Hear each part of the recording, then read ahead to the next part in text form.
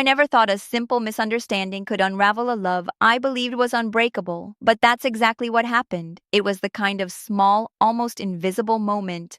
A sentence read wrong, a text interpreted in shadow, that set off a chain reaction neither of us saw coming, and before long, the silence grew so loud that it nearly tore us apart. We'd been together long enough to know each other's rhythms without asking, to finish each other's sentences, to anticipate the unspoken needs and wants. It was effortless, or so I thought. Like a dance we had rehearsed 1,000 times. We lived in the same small apartment, shared the same little routines, coffee on the balcony, weekend hikes, the lazy Sunday afternoons spent curled up watching movies. Life felt simple and steady, built on shared memories and laughter. Our love was my anchor. But underneath that calm surface, something subtle was shifting. Small changes I ignored, your distracted sighs, my own growing restlessness.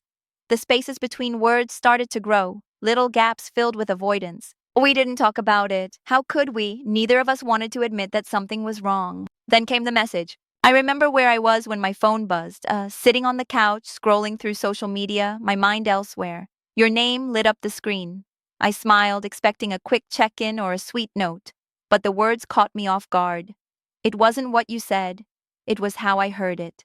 Had a great time tonight. That little wink emoji, that single sentence. I froze. My heart thumped too loud. I reread it. What did it mean? Who were you talking to? Why hadn't I heard about this great time? Panic trickled through me, creeping in like cold water. My mind raced, pulling up every late night you'd come home, every vague excuse, every time I brushed off my growing suspicions. I wanted to believe it was innocent, a message to a friend, a joke, but my gut twisted and turned with doubt. Instead of asking you, I let my mind fill in the blanks. I imagined you with someone else. I imagined whispered conversations behind my back. Betrayal. Days passed, I watched you carefully, searching for signs. Every glance you stole at your phone felt like a secret I wasn't invited to share. Your laughs on calls felt louder, more guarded. I pulled away without meaning to. When I finally confronted you, my voice cracked. Who was that message for? You looked surprised, then hurt.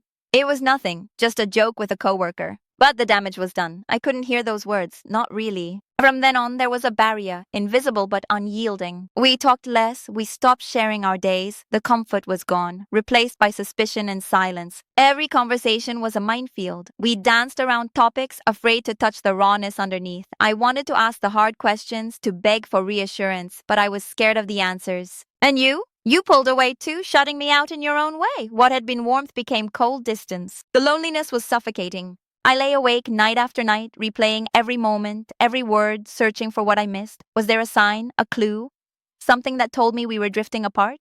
I texted you, called you, tried to bridge the silence, but your responses were curt, distracted. I felt like I was screaming into a void. I cried alone, felt my heart break piece by piece. The breaking point came unexpectedly. We were at a friend's party, surrounded by laughter and music, yet I felt like I was drowning in a sea of doubt. You were distant, your attention elsewhere. When I asked if everything was okay, you brushed it off.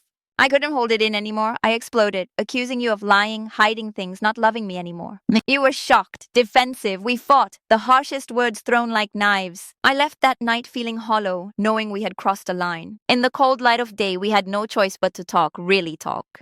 You confessed there had been a misunderstanding. The message wasn't what I thought. You had been texting an old friend, reminiscing about a night years ago. Nothing more. I wanted to believe you. I wanted to stop doubting, but the cracks in my trust had deepened too much. We decided to try, to fix the damage. It wasn't easy. Therapy, long talks, nights spent holding each other and crying. Slowly, piece by piece, we rebuilt the trust we had lost, but the shadow of that misunderstanding lingered, a reminder of how fragile love can be when doubt takes hold. Looking back, I realized the misunderstanding was never really about that message. It was about fear, about communication breaking down, about two people who loved each other but didn't know how to hold on when the silence grew. If I learned anything, it's this. Love needs honesty. It needs vulnerability. It needs us to say the hard things, to face the ugly truths, to listen without judgment. Because sometimes it's not the betrayal, but the silence that breaks us. The misunderstanding could have ended us, but it didn't. It taught me that trust is fragile and must be nurtured, that assumptions are dangerous, that love isn't perfect. It's messy, complicated, and sometimes painful. But it's also worth fighting for. I remember the way it felt sitting across from you in that quiet cafe after the fight, the air thick with all the things we hadn't said and the things we had both been too afraid to say. You looked tired, worn down by the same confusion and hurt that I carried around like a heavy cloak. We sat in silence longer than I cared to admit, neither of us wanting to be the first to break it, to admit how badly we'd been wounded by something so small but so crushing. I could see the hesitation in your eyes when you finally spoke. Your voice was barely a whisper, vulnerable in a way I hadn't seen before. I never wanted it to come between us. Neither did I, and yet here we were, almost strangers caught in the mess of a misunderstanding that had swallowed us whole. I wanted to reach out to you, to hold your hand and tell you everything would be okay, but the words stuck in my throat. How do you tell someone that the pain runs so deep it threatens to drown you both? Over the next few days, we tried. We really tried. We forced conversations that felt more like therapy sessions, trying to unravel the tangled web of our emotions. I poured out my fears and insecurities, the ones I'd buried deep beneath layers of denial. You listened, sometimes quietly, sometimes with tears pooling in your eyes. We tried to rebuild a bridge over the canyon our silence had created, but every step felt fragile, as if one wrong word could send us crashing down again. There were moments when the weight of the misunderstanding seemed unbearable. I found myself questioning everything, our past, our future, and even my own worth. Did you love me the way I loved you?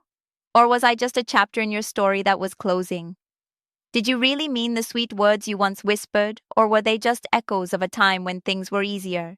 I spent nights lying awake, haunted by the what ifs. What if I had asked you about that message instead of jumping to conclusions? What if I had trusted you instead of letting suspicion rule my heart? What if we had talked sooner, before the silence became a chasm? And yet, amidst all the doubt and pain, there were moments of clarity, moments when your touch reminded me of everything good between us, when your smile broke through the clouds of tension, and I remembered why I had fallen in love with you in the first place. Love, I realized, wasn't perfect. It wasn't a smooth path without bumps or storms. It was messy, complicated, and sometimes painfully fragile. Slowly, painfully, we began to heal. It wasn't linear. There were days when I wanted to give up, to walk away and protect myself from the heartbreak. There were days when you seemed distant again, and I feared the misunderstanding had left scars too deep to mend. But there were also days when we laughed like we used to, held hands without hesitation, and talked for hours about everything and nothing. I learned how to listen better, to hear what wasn't being said as much as the words spoken. You learned how to be patient with my fears and insecurities, to hold me steady when the old wounds flared up.